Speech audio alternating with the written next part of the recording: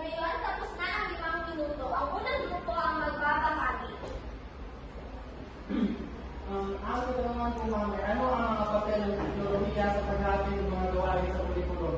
So, batay sa mga sagot ng aking mga kagrupo ma'am, at teknolohiya may malaking papel lalo na pagdating sa pagbabahagi ng mga o paghahatid ng mga gawain sa kurikulum. Halimbawa nito ma'am ay ang ating petisyon.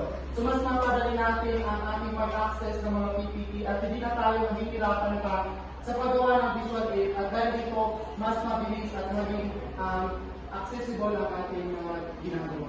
Magaling ka na pangalan ng grupo. Ngayon naman, lumaban naman tayo sa pangalawang grupo. So, magkakawala sa lahat ng mga representante na ng mga grupo. At ayon sa aming pangkat, ang papel ng teknolohiya sa paghahatid ng mga gawain sa kurikulum ay nakatutulong sa pagtuturo at pagpapaunlad sa ating. Mahusay, palapakan ang ikalawang grupo. Ngayon, nagagalak ako na mayroon kayong mga sagot at talagang nakinig kayo sa aking talakayan. Kaya kumuha ng isang kalahating papel at gumawa ng concept map na nagpapatungkol sa ating paksa ngayon. Magbibigay ako ng 5 minuto.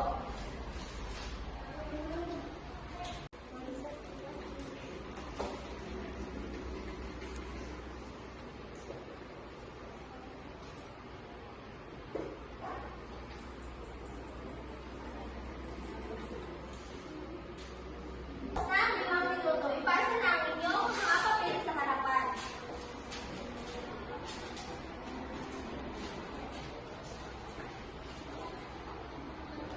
Sa pagtatapos ng aking talakayan, sino ang gustong magbahagi ng kanilang mga natutunan sa paksang ito?